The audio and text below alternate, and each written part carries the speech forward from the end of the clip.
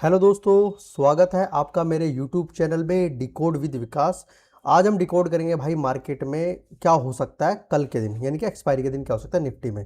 बाकी एक बार हम कल का डिस्कस कर लेते हैं कि हमने कल क्या वीडियो में डिस्कस किया था। कल जैसा कि मैंने कहा था कि अगर मार्केट फ्लैट ओपन होती है तो वो क्या करेगी, सीधा सीधा ऊपर जाएगी, कल के हाई के आसपास रुकेगी और सीधा सीधा ही मार्केट ऊपर चली जाएगी। ये मैंने कल बहुत क्लियरली बोला था कि जब भाई डे चार्ट में ब्रेकआउट आता है ना, तो मार्केट ना कभी भी रिटेल ट्रेडर को एंट्री अलाउ नहीं करता।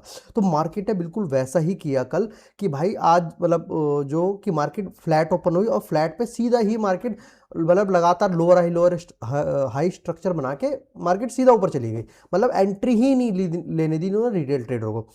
अब एक बार डिस्कस कर लेते हैं कि कल क्या हो सकता है इस मार्केट में। देखो, जो इंपॉर्टेंट लेवल है यहाँ पे, इंपॉर्टेंट लेवल है यहाँ पे 24,500 का, जो मेरे को समझ में आ रहा है। जो 24,500 का एक इंपॉर्टेंट लेवल है यहाँ पे। मगर पहली कंडीशन देखो, मैं क्या सोच रहा हूँ कि अगर कल मार्केट फ्लैट ओपन होती है, अगर मार्केट फ्लैट ओपन होती है तो उस केस में मार्केट एक शार्प अप मूव दे सकती है आपको।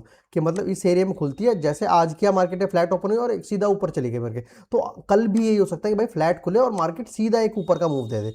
और इस केस में मार्केट क्या करेगी, फिर वही करेगी, 24,500 के आसपास जाके रुकेगी, वहां रेजिस्टेंस फेस करेगी, कंसोलिडेट करेगी और फिर क्या करेगी, कल के हाई के जो कल का जो हाई है हमारा, उस एरिया के आसपास जाके इनके बीच में मार्केट कंसोलिडेट करनी चाहिए। और फिर अगर मार्केट एक ऊपर का ब्रेकआउट देती है, 24,500 का लेवल का ब्रेकआउट देती है, तो एक बहुत बढ़िया मूव आ सकता है यहाँ पे। ठीक है। दूसरा क्या क्या हो सकता है कि भाई, दूसरा है कि मार्केट ना सीधा गैप अप खुल रही है 24,500 के आसपास, कि भाई इस एरिया में ही खुल रही है मार्केट। तो उस केस में मार्केट सीधा क्या करेगी, एक बार नीचे आएगी 24,500 के आसपास अगर मार्केट खुलती है, तो मार्केट वहां से सीधा एक बार रेजिस्टेंस फेस करेगी और वो भाई कल के हाई के आसपास आने की कोशिश करेगी। मतलब यहां से आएगी, इस एरिया में आएगी और इसी के बीच में कंसोलिडेट करेगी। और फिर जब अगर मार्केट फर्दर ब्रेकआउट देती है ऊपर की साइड या नीचे की साइड, तो अगर ऊपर की साइड देती है तो ऊपर की साइड का जो मूव आएगा वो बहुत ही बढ़िया मूव आने का एक एक्सपेक्टेशन रहेगा। और नीचे की भी अगर ब्रेकडाउन देता है तो वहां पे भी एक थोड़ा बहुत छोटा मोटा मूव आ सकता है एक्सपायरी की वजह से। तीसरी कंडीशन क्या हो सकती है, तीसरा केस क्या हो सकता है भाई कि मार्केट ना गैप डाउन ही खुलती है, मतलब इस एरिया में खुलती है कि एक बार रुको जरा। तीसरी कंडीशन है कि मार्केट इस एरिया में खुलती है, यहाँ पे इस सपोर्ट की जो कल का जो हाई है उसको जो आज ब्रेकआउट दिया मार्केट ने, इसके बीच में कहीं खुल सकते हैं। तो इस केस में मार्केट क्या करेगी, यहाँ पे एक सपोर्ट लेने की कोशिश करेगी और सीधा ही ऊपर जाने की कोशिश करेगी यहाँ से।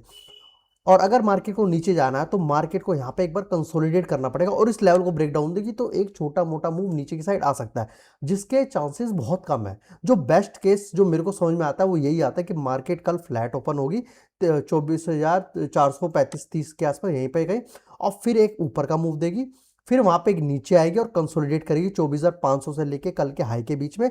इस एरिया में काफी अच्छा कंसोलिडेशन होना चाहिए मार्केट में। और फिर एक अगर ऊपर का मूव देती है मार्केट, तो भाई ये एक बेस्ट मूव होने वाला है आने वाले दिन के लिए। बाकी मैंने आपको एक डिस्कस भी किया था कि भाई मार्केट डे चार्ट पे ब्रेकआउट दिया, तो भाई मेरा जो टारगेट है अभी 25,000 का है। 25,000 से पहले मार्केट को नीचे नहीं आना चाहिए। बाकी थैंक यू दोस्तों, अगर आपको कोई भी क्वेरी है तो आप मेरे से कमेंट सेक्शन में पूछ सकते हैं। अगर आपको मेरी वीडियो पसंद आती है तो आप लाइक कर सकते हैं। और बाकी मैं आपको कल एक लाइव स्ट्रीम में मिलूंगा। और अगर आप इंट्राडे में समझना चाहते हैं कि इंट्राडे में किस टाइप का एंट्री कर सकते हैं और किस तरीके से ट्रेड ले सकते हैं, तो आप मेरा लाइव स्ट्रीम ज्वाइन कर सकते हैं। Thank you.